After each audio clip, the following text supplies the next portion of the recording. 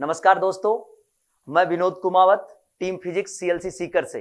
तो आज अपन लेके आए हैं आपके टेस्ट सीरीज का महीना नंबर 2 का सॉल्यूशन फिजिक्स का। ठीक है, तो अपन अब शुरुआत करते हैं फिजिक्स के सॉल्यूशन के बारे में। देखो, पहला हमारा जो नीट का जैसा पैटर्न है वैसा हम पैटर्न की बात करें तो शुरुआत हमारी होती है पहले पार्ट के लिए। तो हमारे पास जो नंबर है वो ये है। तो अब हम बात करें क्वेश्चन नंबर 1 की। ठीक है, पहला क्वेश्चन हमारा है, हमारा टॉपिक जो है अभी फिलहाल एनएलएम, फ्रिक्शन, डब्ल्यूपी और सर्कुलर मोशन, ये हमारे टॉपिक है इस माइनर के जो सीरीज है उसका। अब सुने, पहला सवाल बोला कि two perpendicular force 8 and 6 newton are acted on the body of mass 5 kg। यानी आपको एक फोर्स दिया गया है, ये दोनों कैसे फोर्स लगे, जैसे मान लो परपेंडिकुलर, ये हमारे पास में ब्लॉक है 5 किलो का, एक फोर्स इधर लगा, मान लो एक फोर्स इधर लगा, ये 6 न्यूटन है और ये 8 न्यूटन है। क्या इन दोनों का रिजल्टेंट आप जानते होंगे बेटा? अगर दो फोर्स परपेंडिकुलर है, मैं तो कह रहा हूं कि परपेंडिकुलर है तो 6 और 8 कितना 10, या फिर ऐसा याद कर लो बेटा कि 6 का स्क्वायर प्लस 8 स्क्वायर कितना आएगा, ये 10 newton. It means the net force on this 5 kg block is 10 newton. So we can write the acceleration of F net upon m। m जो भी है 5, तो कितना आ गया हमारा 2 मीटर पर सेकेंड स्क्वायर। कुल बल निकाल लिया हमने, कुल बल निकालकर हमने मास से डिवाइड कर दिया, तो हमारे पास क्या आ गया, एक्सेलरेशन आ गया। नेक्स्ट क्वेश्चन पे चलते हैं बेटा। अगला फोर्स वाला है, a force of 10 Newton act on a body for 3 microsecond if the mass of the body is 5 kg, calculate the change in velocity of जो भी बॉडी है हमारी उसके लिए। यानी आपको कहा गया कि 10 न्यूटन लगाया इतने समय के लिए, इतना ग्राम का हमारा ऑब्जेक्ट था, तो पूछा क्या, चेंज इन वेलोसिटी। मेरे दिमाग में जो बात आई यहां पर, ये इंपल्स वाली बात जैसी आई। मैंने कहा delta P equal to M into delta V equal to integration F D T.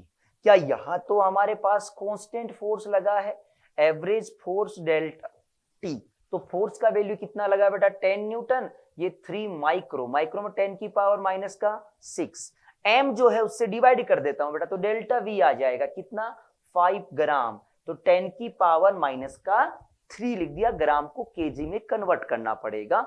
10 को इससे काट दिया, 10 की पावर माइनस 3 हो गया, ये यहां 5 को काट दिया, 2 आया, तो कितना वैल्यू मिला 6 इंटू 10⁻³ तो ये हमारे पास पहला ऑप्शन, जो चेंज इन मोमेंटम, जो इंपल्स की हम लोग चर्चा करें, ये उस टॉपिक का सवाल था। बोल आया। अगले सवाल पे चले बेटा हम लोग। हमने कहा हमारे पास इक्विलिब्रियम कंडीशन का सवाल है, टेंशन निकालने का सवाल हुआ, एनएलएम से जुड़ा हुआ सवाल।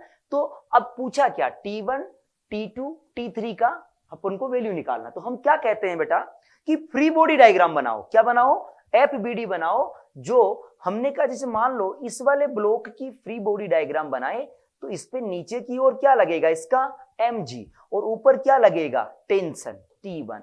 क्या T1 का वैल्यू 20 न्यूटन आया? ऐसा ही बेटा 3 किलो वाले का फ्री बॉडी डायग्राम बनाओ, नीचे खुद का लगेगा 30 न्यूटन। क्या ये वाला भी तो इसको नीचे टेंशन लगवा रहा है T, तो T आएगा हमारा 30 + 20 T1, ऊपर क्या लगा ये T2, तो T1 का वैल्यू तो आया था 20, T2 का वैल्यू आया हमारा 30 + 20 50। अब इसका फ्री बॉडी डायग्राम बना लो या इसका अकेले का बना लो या पूरे का, तो T3 कितना आ जाएगा बेटा हमारे पास 100 न्यूटन। तो क्या सबका रेशियो निकाल लेंगे, 2, 5 और 10, ऐसा कोई रेशियो है क्या, 2, 5 और 10। अच्छा उल्टा बोल दिया इसने, T1, T2, T3, तो ये हमारे पास ये रहा आंसर 2, 5 और 10, सेकंड आंसर है। अगले क्वेश्चन में चलते हैं बेटा। अब का पूछा अपन को स्प्रिंग का रीडिंग, कुछ नहीं है, आप तो इसको रस्सी मान लो यार, स्ट्रिंग मान लो, एक रस्सी मान लो, रस्सी मान के सोल्व करें। ये ब्लॉक 1 किलो का, ये ब्लॉक 5 किलो का। क्या तुम लोग ए निकाल सकते हो भाई? अरे एक्सेलरेशन ऑफ द सिस्टम निकाल सकते हो यहाँ के लिए। ए कितना आ गया 50 माइनस का 10 अपॉन मास, कितना आया बेटा 40/6, इट मीन्स 20/3, ये तो ए आया।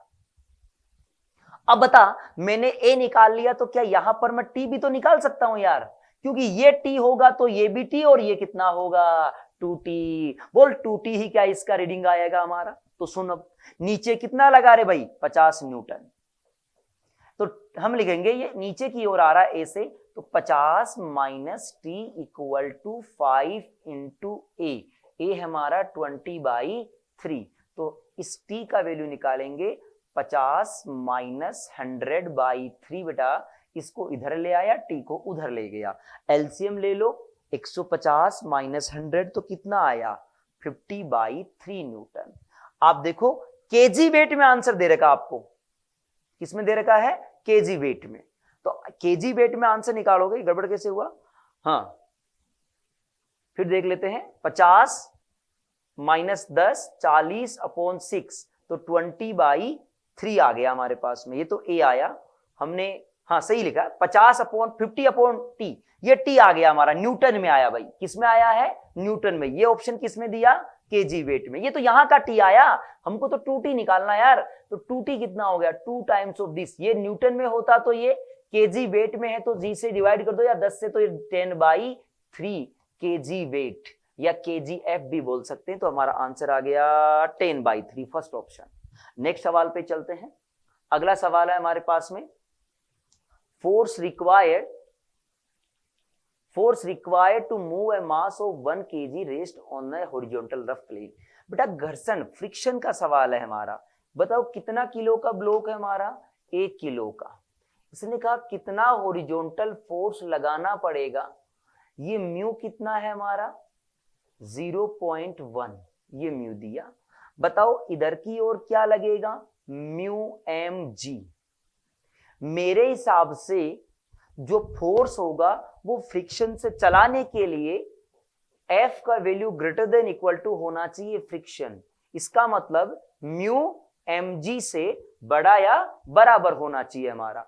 अब हम बात करते हैं कि भाई हमारे पास म्यू का वैल्यू कितना है 0.1, m का वैल्यू कितना है 1 इंटू जी का वैल्यू कितना है भाई 9.8, then the force required to move for this block 0.98। देखो भाई अगर जी का वैल्यू 10 ले लेते तो 1 न्यूटन आ जाता, वरना 0.9 न्यूटन। नेक्स्ट क्वेश्चन पे चले, फिर एनएलएम का सवाल है, कॉन्टेक्ट ब्लॉक का सवाल हुआ हमारा, कॉन्टेक्ट या कनेक्टेड जो भी है, कनेक्टेड रस्सी से होता है, ये हमारा कॉन्टेक्ट ब्लॉक है।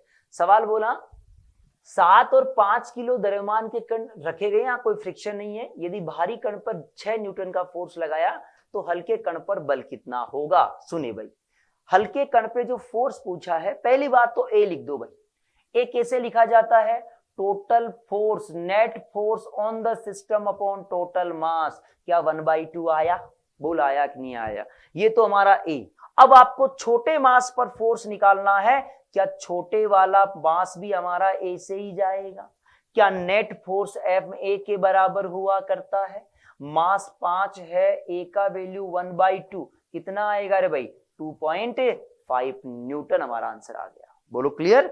नेक्स्ट सवाल पे चलते हैं, नेक्स्ट सवाल है 8 नंबर सवाल हमारा, देखो a block of mass 2 kg at rest on the floor, एक फ्लोर पे रुका हुआ है, the coefficient of the friction between the block and the floor is 0.54, horizontal force of 2 applied on the block. देखो बेटा इसने ऐसा कहा कि यहाँ पर ये कोई ब्लॉक रखा गया है, इसका जो मास है वो 2 किलो है, यहाँ फ्रिक्शन कोफिशिएंट है 0.54, कितना एक फोर्स लगाया हॉरिजॉन्टल में 2.8, तो ब्लॉक व फ्रिक्शन के मध्य घर्षण बल पूछा, फ्रिक्शन पूछा बेटा, जी का वैल्यू 10 लेना है। सुने मैंने इधर की ओर फ्रिक्शन लगना है भाई, सीधी सी बात है, कितना लगेगा फ्रिक्शन फोर्स, क्या म्यू एन लिखूंगा फ्रिक्शन को बेटा, म्यू इंटू एन, बताओ एन का वैल्यू किसके बराबर होगा mg के बराबर होगा, मतलब 20 न्यूटन, ये लो म्यू एन लिख दिया बेटा, तो ये हमारे पास आएगा 10.4 आ गया, 8 आ गया सॉरी 10.8 न्यूटन। सुने मतलब मेरे पास जो फ्रिक्शन फोर्स आया क्या वो अप्लाइड से ज्यादा आ गया, it means the block is in rest condition. भाई रुका हुआ है ब्लॉक, ब्लॉक चल ही नहीं रहा है, तो ये फ्रिक्शन कैसे लग सकता है, क्या ये तो अधिकतम घर्षण हुआ होगा यार, ये तो अधिकतम होता, हमारा तो ब्लॉक चला ही नहीं। इसका मतलब जब जब सवालों में फ्रिक्शन का वैल्यू बड़ा आ जाता है अप्लाइड फोर्स से, इसका मतलब जो रियल में फ्रिक्शन होता है हमारा वो किसके बराबर होता है बेटा, एफ के बराबर। ये कौन से की बात कर रहा हूं, जो मैक्सिमम फ्रिक्शन है स्टैटिक वाला। इसका मतलब आंसर क्या आ गया हमारा, जितना फोर्स आपने लगाया था उतना इस पे फ्रिक्शन लगेगा। आपने कितना लगाया, 2.8 न्यूटन। नेक्स्ट सवाल, अगला सवाल है हमारे पास, एक किसी कण पर बड़े परिमाण का बल अल्प समय के लिए आरोपित किया जाता है, जो उत्पन्न आवेग निम्न के परिमाण के बराबर होगा। अरे आवेग, इंपल्स किसे कहते हैं, चेंज इन मोमेंटम। भाई किसमें परिवर्तन के बराबर होगा, change in momentum. Second answer. Next सवाल है, फिर थ्योरी सवाल है, ये एक्शन रिएक्शन जैसा सवाल हुआ हमारा। एक हॉर्स है, वो पुल से वेगन, एक गाड़ी को लेके जा रहा, पुल कर रहा है। The force that causes the horse to move forward is the force। भाई घोड़ा चला, जैसे मान लो हम चलते हैं, तो हम पीछे की ओर फोर्स लगाते हैं हमारे, तो धरती किधर लगा कि हम पे आगे। इसका मतलब इस घोड़े पे किसने फोर्स लगाया होगा, ग्राउंड ने। तो लिख दे दो, सतह के द्वारा घोड़े पे आरोपित बल, घोड़े के द्वारा सतह पर आरोपित, घोड़ा आगे की ओर किस तरह से जाता है, सतह के द्वारा घोड़े पर आरोपित बल के कारण से आगे जाएगा। अगला सवाल, क्रिकेट बॉल, फिर इंपल्स जैसा सवाल हुआ। क्रिकेट बॉल का जो मास है वो ये, moving with speed this, collide with bat, return to the same speed with this force. बेटा सीधा फोर्स लिख दूं, change in momentum 2mv upon T या डेल्टा टी। तो 2m का वैल्यू कितना भाई, 0.25, v कितना भाई 10, टाइम कितना रे भाई 0.01। तो देखो पॉइंट से पॉइंट को काट दिया 25, और ये कितना आ गया 500 आ गया क्या, 25 2 50 और ये 0, तो 500 न्यूटन। ये हमारा सवाल हुआ। नेक्स्ट सवाल, फिर देखो, a man walks over a rough surface angle between. भाई जो आदमी मान लो इधर की ओर चला, ये आदमी इधर जा रहा, तो आदमी धरती पे फोर्स किधर लगाएगा, पीछे लगाएगा, नीचे से पीछे जाने की कोशिश, पैर को पीछे धकेलेगा तब जाके फ्रिक्शन आगे लगेगा। मतलब आदमी का पैर पीछे जाने की कोशिश करेगा तो आदमी पर फ्रिक्शन पूछा गया अपन से। घर्षण बल तथा व्यक्ति के तत्काल वेग के मध्य कोण होगा, यानी आदमी इधर जा रहा तो घर्षण भी उधर ही होगा जिधर वो जा रहा है। अगला सवाल, ऐसा सवाल नीट में आया हुआ है, 3 फोर्स लगे, देखो force start instantly on the moving velocity V, these force are represent in magnitude. कोई गाड़ी किसी रफ्तार से जा रही थी, उस पर 3 फोर्स ऐसे रेगुलर में लगा दिए गए, तो क्या नेट फोर्स 0 रहा? नेट फोर्स 0 तो एक्सेलरेशन 0, मतलब वेलोसिटी क्या रहेगी, कांस्टेंट। वेलोसिटी रिमेनिंग अनचेंज्ड, कभी चेंज नहीं होगी, जब एक्सेलरेशन है तो कैसे चेंज होगी भाई। अगला सवाल फिर चेंज इन मोमेंटम या इंपल्स का सवाल आया बेटा।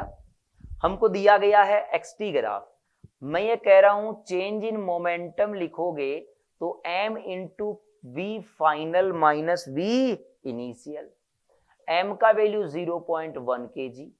अब सुने कहां पर पूछा बेटा अपन से, 2 सेकंड पर इंपल्स, जस्ट इस पर देखो, ठीक t बराबर 2 सेकंड पर क्या रफ्तार चेंज हो रही है, वेलोसिटी चेंज हो रही है भाई। कैसे कि सर एक्सटी ग्राफ का स्लोप किसको बताता है, वेलोसिटी को बताता है। तो बोल क्या 2 के जस्ट बाद में जो वेलोसिटी बन जाएगी क्या वो 0 बनेगी, और जस्ट पहले स्लोप कितना था, परपेंडिकुलर अपॉन बेस निकाल लो 4/2 बेटा। ये देखो परपेंडिकुलर अपॉन बेस स्लोप यही तो होगा हमारा वेलोसिटी, तो कितना आ गया, ये 2 बचेगा माइनस का, तो माइनस का 0.2 हमारा आंसर, यानी सेकंड आंसर वो kg into metre, sorry minus का, हाँ यही है आंसर हमारा, माइनस का आएगा। अगला सवाल 15 number, a horizontal force of 40 Newton is applied to a 5 kg block which is at rest on the horizontal surface। यानी एक सरफेस पे वो रुका हुआ है, 40 horizontal force 40 न्यूटन, इस पे 40 लगाया बेटा, मास कितने का, 5 kg का। अगली बात करते हैं, हमारे पास कोफिशिएंट ऑफ फ्रिक्शन कितना है, 4 kinetic, then the acceleration of the block क्या होगा? बताओ, क्या अब की बार फ्रिक्शन तो पीछे ही लगना है यार, कितना लगेगा? म्यू इंटू एन, म्यू कितना 0.4 इंटू 50 हो गया, एन कितना होगा 50 हो गया, तो ये कितना न्यूटन लगा बेटा फ्रिक्शन? 20 न्यूटन। क्या फ्रिक्शन स्केल अप्लाइड फोर्स का अपोज कर रहा है बेटा यहाँ पर? तो हमने कहा A इक्वल टू आ जाएगा नेट फोर्स 40 माइनस 20/5, कितना आएगा? 4। आंसर आ गया। नेक्स्ट सवाल पे चलते हैं। 0.5 द्रव्यमान के ब्लॉक को क्षैतिज सतह पर स्थित चाल से, देखो भाई ये कोई हॉरिजॉन्टल है, मास 0.5 है, इसकी चाल क्या है? v नियत है, v कांस्टेंट। इधर की ओर कितना फोर्स लगाया गया? 4 न्यूटन। जब स्पीड कांस्टेंट तो नेट फोर्स क्या होना चाहिए भाई? 0। अरे नेट फोर्स अगर 0 हो गया तो सोच के देख भाई क्या होगा कि फ्रिक्शन के बराबर नेट फोर्स आया यार, सॉरी फ्रिक्शन बराबर अप्लाइड फोर्स आया हमारा नेट फोर्स 0 होने पे। अब बता फ्रिक्शन फोर्स क्या? म्यू इंटू एन, एन मतलब mg, कितना न्यूटन? 5, 0.5 गुना gmg, तो म्यू का वैल्यू आएगा 4/5, दिस इज 0.8। नेक्स्ट क्वेश्चन, अगला सवाल, फिर इंपल्स जैसा सवाल हुआ बेटा। एक हैमर से आप मार रहे हो, उसके मोमेंटम में change, hammer having the momentum this in this second, तो पूछा क्या? Average force. अरे change in momentum upon change in time ही तो फोर्स होता है। मोमेंटम बाद में रुक जाएगा, मारते वो रुक गया, तो मोमेंटम ये 50 अपॉन टाइम 0.25, तो यहां से पॉइंट को हटाया तो 0 लगा दिया, 50, तो कितना न्यूटन फोर्स लगा भाई? 200 न्यूटन। नेक्स्ट क्वेश्चन, नेक्स्ट क्या है? एलिवेटर है बेटा, उसमें एक आदमी बैठा हुआ है, तो एक्सेलरेटिंग किधर है? डाउनवर्ड है। आदमी पे नॉर्मल किधर लगा? ऊपर की ओर। नीचे क्या लगेगा आदमी का? mg। भाई आदमी तो कांटेक्ट फोर्स होगा, वही तो उसको महसूस होगा, तो नॉर्मल अपन को निकालना है। तो बताओ क्या लिखूं? जिधर a है वो बड़ा लिख दो या सूडो लगा कर दो, mg माइनस n, क्या नेट फोर्स यही है? जिधर a है वो फोर्स बड़ा हुआ, equal to m into a, तो n का वैल्यू आएगा mg माइनस e। आंसर आ गया हमारा mg minus e। Next question, फिर है, एक machine gun fires a bullet of mass 50 gram with velocity this acting on the gun is 20। बेटा फोर्स का जो फॉर्मूला आता है गन के लिए वो आता है m n v। m mass of bullet, v the speed of bullet. m n जो हुआ n वो होता नंबर ऑफ बुलेट पर सेकंड। भाई गोलियां चला रहे, धड़ाधड़ गोलियां जा रही है, तो एक सेकंड में कितनी गोली निकली, ये बात हमारी n हुई। F कितना दिया आपको? 200 न्यूटन। m का वैल्यू कितना बेटा? 50 ग्राम। ग्राम का 10 की पावर -3। n मुझे निकालना है इंटू वेग। वेग कितना दिया बेटा? 1000। देखो इसको इससे काट दिया, 50 को इससे काट दिया 4, तो n का वैल्यू 4 बुलेट पर सेकंड आया। सुनना, हमको तो कैसे निकालना है? पर मिनट। अरे एक सेकंड में 4 बुलेट निकलती है, तो 60 सेकंड मतलब 1 मिनट में कितनी निकलेगी? 240 बुलेट। अगले पे चलते हैं भाई। अगला सवाल फिर हमारे पास में फ्रिक्शन का सवाल है। अब की बार जो है 5 किलो दिया ब्लॉक का मास, रफ हॉरिजॉन्टल सरफेस है, कोएफिशिएंट ऑफ फ्रिक्शन ये दिया, find the how much pulling force required on the body at an angle of 30 from the horizontal. यानी ये सवाल बोला बेटा, ये हमारा हॉरिजॉन्टल है, मास आपको 5 kg दिया है, हॉरिजॉन्टल से कितने पे लगाया हमने? 30 डिग्री पे। कितना फोर्स लगाना चाहिए ताकि ये चल सके? म्यू कितना दिया बेटा? 1/√3। अरे चलने के लिए बात करूं अगर, तो क्या इसको ले जाने वाला फोर्स इसका एक कंपोनेंट होगा? कौन होगा? F cos 30। क्या मैं ऐसा लिख सकता हूं? F cos 30 मतलब √3/2। अगर बड़ा है या बराबर है किसके? फ्रिक्शन के। फ्रिक्शन का मतलब म्यू एन, म्यू कितना है 1/√3। अब देख मैं एन लिखता हूं, ऊपर क्या लगेगा एफ साइन थीटा, नीचे क्या लगेगा mg, इधर क्या लगेगा n। तो n का वैल्यू क्या आएगा mg 50 माइनस f साइन 30 मतलब f/2।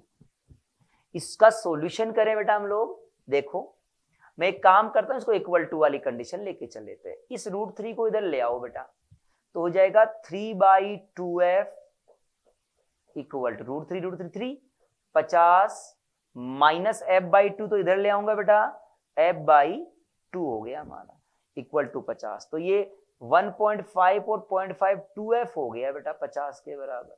तो f किसके बराबर आ गया 25। कम से कम इतना तो चाहिए ही चाहिए ही, इससे कम होगा तो फिर वो नहीं चलेगा हमारे पास। अगला देखो, फिर हमारे पास इसको आप स्प्रिंग के सवाल भी कह सकते हो। ये बोल रहा है ए और बी दोनों का एक्सेलेरेशन चाहिए। एक बात सोचो, जब इसको काट रहे हैं तो काटते ही जो नीचे वाला ब्लॉक है उस पे क्या लगेगा mg, ये नीचे की ओर गिरेगा और कोई फोर्स ही नहीं है। मैं तो कह दूं इसका एक्सेलेरेशन किसके बराबर होगा बेटा g के बराबर। जो ब्लॉक b है उसका एक्सेलेरेशन तो g होगा, ये बात 100%। अगले पे चलते हैं बेटा। अगला जो ब्लॉक है ये वाला, इसका फ्री बॉडी डायग्राम बनाते हैं। नीचे खुद का क्या लगेगा बेटा ए वाले का mg लगेगा। ये तो काट ही दिया तो यहां तो टेंशन तो कुछ रहेगा नहीं। अब सोच ऊपर क्या लगेगा बेटा, ऊपर तो kx लगेगा। अब सुनो, जैसे ही आपने रस्सी को काट दिया, क्या काटने के तुरंत बाद में इसमें जो एक्सटेंशन था, जो प्रसार हो रखा था, प्रसार मतलब जो kx आ रखा था, काटने के तुरंत बाद वो चेंज नहीं होता, धीरे धीरे चेंज होता नहीं यार। वो तो एट दैट इंस्टेंट तो वो का वो रहेगा। तो उस समय वो किसके बराबर रहा होगा काटने के तुरंत बाद, जितना काटने के तुरंत पहले था। तुरंत पहले कितना था 3 mg, तो ये 3 mg। अब बताओ ए निकाल सकते हो इसका बेटा, 3 mg minus 2 mg upon total mass कितना है इसका 2m। कितना आंसर आया g/2, किधर की ओर ऊपर। तो ए का तो आया g/2 ऊपर, बी का आया g हमारा नीचे। तो ये हमारा आंसर। नेक्स्ट सवाल फिर है rate of mass of gas emitted from the rocket. Rocket propulsion का सवाल हुआ बेटा। 0 पॉइंट यानी आपको गिवन क्या है बेटा, जो द्रव्यमान में परिवर्तन की दर है वो 0.1 किलोग्राम पर सेकंड है। यदि गैस रॉकेट के सापेक्ष यानी Vr दिया गया आपको 50, रॉकेट का द्रव्यमान 2 किलो दिया है, रॉकेट का त्वरण क्या होगा। तो बेटा हम लोग लिखेंगे V dm/dt equal to F। भाई ग्रेविटी की कोई चर्चा ही नहीं है तो हम क्या बात करें ग्रेविटी के लिए ना। तो V कितना दिया अपन को 50 इंटू हमारे पास dm/dt कितना 0.1, तो कितना न्यूटन आ गया 5 न्यूटन। अरे F/m कितना होता है भाई, एक्सेलरेशन कितना आएगा 2.5, तो 2.5 हमारा तीसरा आंसर। नेक्स्ट सवाल पे चलते हैं।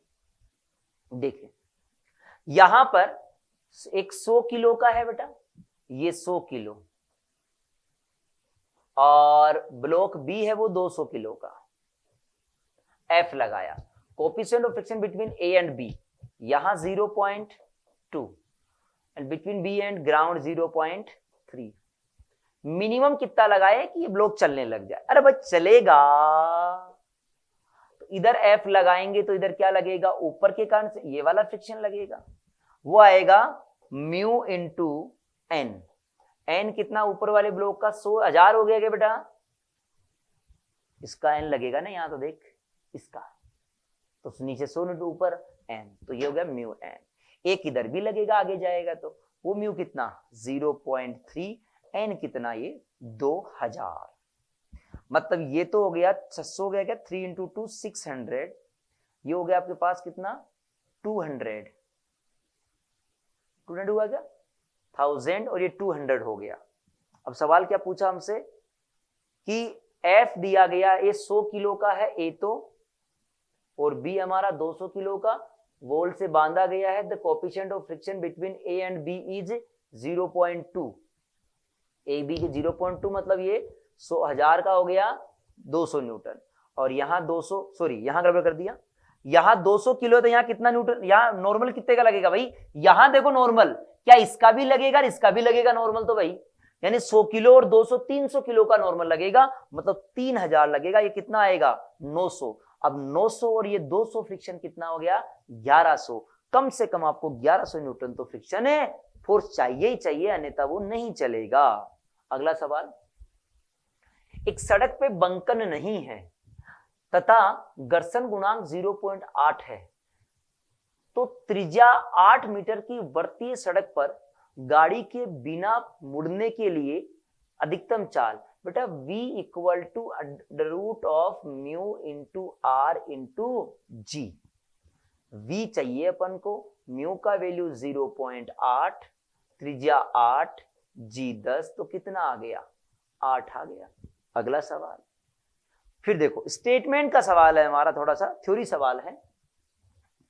क्या बोला गया, in the case of circular motion particle centripetal force में be balance by the centrifugal. नहीं रे भाई, बैलेंस थोड़ी होता है यार सर्कुलर मोशन में। अरे बैलेंस होता तो फिर वो सर्कुलर कैसे करता भाई, बैलेंस होने का मतलब क्या हुआ कि नेट फोर्स 0, फिर तो कैसे वो बैलेंस होएगा यार, ये गलत बात। फिर बोला in the non inertial reference frame centrifugal force also consider, ये हम लोग कंसिडर कर सकते हैं नॉन इनर्शियल में। अगला, the inertial reference frame centrifugal force is real force. नहीं भाई, रियल थोड़ी होता है यार सूडो फोर्स हमारा, सूडो हमारा सेंट्रीफ्यूगल, जैसे सर्कुलर मोशन हुई हमारी, उसमें जो बाहर लगता है बेटा, जिसको हम लोग कई बार mv²/r से लिखते हैं, क्या ये रियल फोर्स है? नहीं रे भाई, अगर रियल होता तो सोच के देख यार, हम कहते हैं t बराबर इसके है, तो क्या नेट फोर्स 0 नहीं हो जाता क्या यार? हो जाता। जबकि नेट फोर्स 0 होता फिर सर्कुलर नहीं होती, इसका मतलब ये गलत बात है। Centrifugal force is always real, नहीं। तो आंसर कौन सा सही हुआ हमारा? दूसरा, ये नॉन इनर्शियल फ्रेम में हमारा लगाया जाता है। फिर थ्योरी सवाल है कि किसी कण पर नियत परिमाण का बल हमेशा वेग के लंबवत, ये वेलोसिटी है और यहां हमेशा mg लग रहा है, mg नहीं मतलब कोई फोर्स लग रहा है, सोई तो ऐसे ही घूमेगा बेटा, हर जगह परपेंडिकुलर, तो तब तो ऐसा ही हो सकता है सर्कुलर मोशन हो रही है बेटा। क्या वो वेलोसिटी की केवल डायरेक्शन चेंज करेगा? वेलोसिटी का मैग्नीट्यूड चेंज नहीं करेगा। वेलोसिटी का मैग्नीट्यूड, परिमाण कौन चेंज करता है वेग का बेटा? जो स्पर्श रेखीय ft होता है वो, यहां तो fc का काम होएगा, मतलब सर्कुलर मोशन होगी। क्या वेग नियत? नहीं, दिशा बदल जाती है। क्या इसका त्वरण नियत होगा? नहीं। क्यों नहीं है? तो क्योंकि हर बार दिशा बदलेगी बेटा। इसकी गतिज ऊर्जा, बिल्कुल सही बात है। क्या वेलोसिटी के परिमाण में चेंज करेगा? नहीं करेगा भाई, ऐसा का ऐसा रहेगा। अगला सवाल, string of pendulum is horizontal. एक स्ट्रिंग है पेंडुलम, वो हॉरिजॉन्टल है, पेंडुलम वाली बात होगी। mass m, now it is bob is released, tension in the string at the lowest position। जब ये यहां पहुंचेगा तो देख बेटा, मान लेते हैं ये लेंथ l है, इसकी रफ्तार कितनी है? यहां पर 0। क्या यहां रफ्तार लिखी जा सकती है? सीधा v² से कर दो या वर्क एनर्जी थ्योरम से। क्या √2gl। मैं यहां टेंशन की बात करूंगा तो ऊपर t लगेगा, नीचे mg लगेगा। क्या अब चाहो तो सूडो लगा दो mv²/r, तो मैं t का वैल्यू किसके बराबर लिखूंगा? एक तो mg आया बेटा, दूसरा m into v², 2gl/l, l से l कट गया, कितना आंसर आया रे भाई? 3mg। अगला सवाल, फिर थ्योरेटिकल जैसा सवाल है, लॉजिकल सवाल है हमारा। एक सिंपल पेंडुलम है oscillating in absence of damping when it's Bob is slightly below the maximum. देखना बेटा, मैक्सिमम यहां होती तो क्या यहां पर रफ्तार 0 होती? रफ्तार 0 होता। अब मैंने कहा कि थोड़ा सा नीचे है, नीचे में कहीं ना कहीं तो स्पीड होगी यार, नीचे की ओर होगी या ऊपर कहीं भी होगी, हमको नहीं पता, लेकिन है स्पीड कुछ ना कुछ। क्या स्पीड है?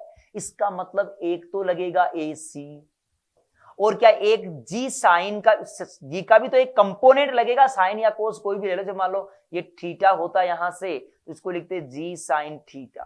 क्या एक 80 लगता, एक 80 एक AC, तो नेट कहीं इधर की ओर, तो कौन सा है, ये नहीं है, ये भी नहीं है, ये भी नहीं है, कौन सा लगेगा, ये तीसरा। अगला सवाल, cycle goes round a circular path. बेटा ये वाला सवाल हमारा, tan theta equal to V square upon R G. जैसे गाड़ी का जो बंकन वाला कोण जो बात करते हैं, वही बात यहां हम देखने को मिलेगी। तो बेटा टेन थीटा निकालना, स्पीड देखो 400 मीटर की सरकमफरेंस है बेटा उसकी, कितने समय में पार करती है वो, 20 सेकंड में। क्या 20 मीटर पर सेकंड आ गई रफ्तार, तो 20 का स्क्वायर कर दिया, जी का वैल्यू 10, रेडियस कितनी होगी बेटा, एक बात बताओ, 2 पाई आर बराबर किसके लिख दूं मैं, 400 के। तो ये 2 काट दो, 200, तो मैं आर की जगह लिखूंगा 200 अपॉन पाई, काट दो 200 से 200, ये 2 पाई आ गया, 2 पाई मतलब 2 इंटू 3 पॉइंट जो भी है 14 अपॉन 10, तो लगभग 0.6 के आसपास देखो, 10 इनवर्स, ये हमारा आंसर। नेक्स्ट क्वेश्चन है, यूनिफॉर्म सर्कुलर मोशन का सवाल है सर्कुलर से। Radial acceleration is non zero, uniform circular में radial non zero, radial velocity is zero. ये बात अगली बात में करते हैं।